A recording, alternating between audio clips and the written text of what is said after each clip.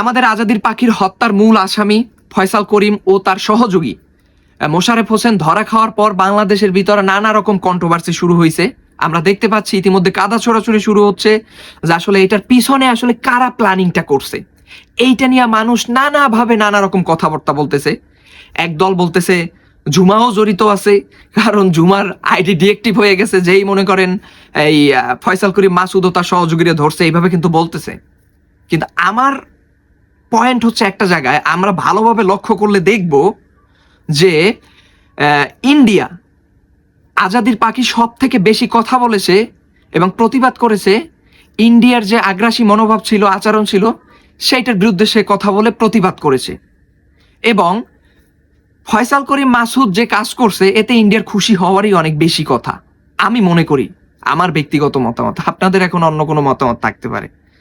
তো এখন কথা হচ্ছে এই মুহূর্তে তারা ধরা খাইছে বা আগে ধরছে কিনা আমি জানি না।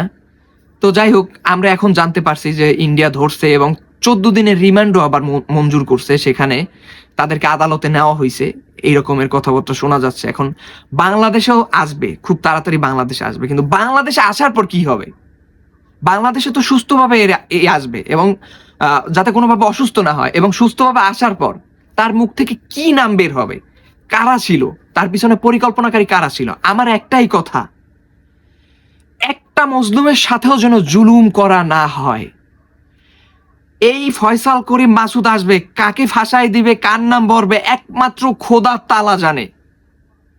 কি হবে কি না হবে একমাত্র আল্লাহ ভালো জানে। কিন্তু আজাদির পাখি ওসমান হাদির বিচার হোক, ন্যায় বিচার হোক। সে একটা মজলুম ছিল, কিন্তু এই মজলুম ন্যায় বিচার পাক, এটা আমরা সবাই চাই। কিন্তু আর একটা মজলুম যাতে কোনোভাবে না ফাইসা যায়, তার সাথে যেন আবার জুলুম না হয়, মিথ্যা অপবাদ যেন তাদের উপর না পড়ে, কোনো মানুষের উপর যেন না পড়ে। আমার কথা হচ্ছে সত্যটা বের হয়ে আসুক, সে যেই দলের থাক, সে যেখানের থাক, সে বাংলাদেশের যেই হোক না কেন, সত্যটা বেরিয়ে আসুক। কিন্তু কোনো মজলুম যেন ক্ষতিগ্রস্ত না হয়।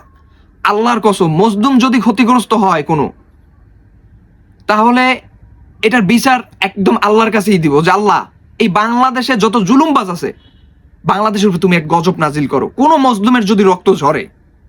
এই ব্যাপারটা নিয়ে অপরাধী অপরাধ করে পার পেয়ে যাবে, অপরাধীরা প্ল্যানিং করবে, এবং নিরীহ মজলুমরা যদি ফেসে যায়, আমি একটা কথাই বলবো, আল্লাহ লানত পড়বে, আল্লাহ লানত বর্ষিত হবে।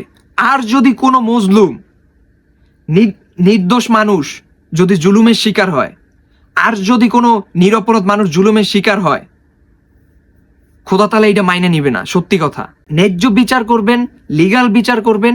দোষী যেই হোক, যত বড় কাছের মানুষই হোক, আপনারা দোষীর মুখোশ উন্মোচন করেন। কিন্তু আপনারা জুলুমবাজদের মুক্তি দিয়া মজলুমের সাথে অন্যায় করবেন না, অবিচার করবেন না।